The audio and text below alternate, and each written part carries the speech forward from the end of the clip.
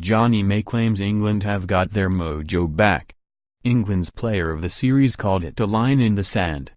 Time will tell if Jonny May is right to identify Saturday's consolation victory here as a significant turning point, but it certainly brought relief and respite. Eddie Jones and his squad will arrive back in London this morning armed with a result which allows them to enjoy their summer holidays free of a nagging sense of dread. They escaped it, just in time, by winning a test, after 5 consecutive defeats.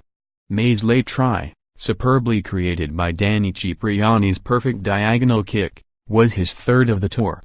But that personal feat was eclipsed by the magnitude of what it meant collectively. England needed to rediscover the lost knack of winning close encounters. They did so.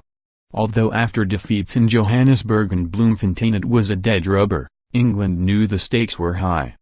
They knew criticism was mounting. They knew Jones was under fire. May savored the spirited response. "I feel like the team has got its mojo back," he said. "In those last 20 minutes, it felt like the England we are used to playing for. I'm pleased we found it when we needed it, with the pressure we were under and what we have been through. We were gutted with how the results went in the first 2 games.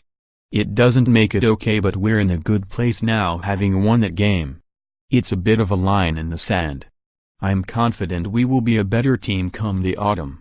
Eddie stuck to his guns and kept very composed, May said. "I've got a lot of respect for how he's kept it together, because he's been under a lot of pressure." Despite this vital victory, Jones has pressing issues to address. First, he has to carry out an urgent reshuffle of his coaching staff, due to the departure of Paul Gustard, who is taking charge of Harlequins, and the ongoing absence of a full-time attack coach. A new defense guru is fantastically close to being appointed and will start working with the players in August. As for the attack role, Jones employed fellow Australian Scott Wisemantel on this trip, and his compatriot made such a positive impact that he may be offered a longer-term deal. That would go down well with the players. May described Wisemantel as brilliant. On his watch, England did score some good tries here. In the first 2 tests, some of their attacking play was sublime, audacious and deadly. But those periods were too brief, as the pack couldn't maintain pressure. What changed at Newlands was that the English forwards stayed in the fight. The likes of Maro Itoje, Joe Marler, Chris Robshaw and Tom Curry rose to the occasion, to ensure they dominated the breakdown area. That in turn earned penalties and points. But a stockpile of problems and conundrums has not suddenly been swept away.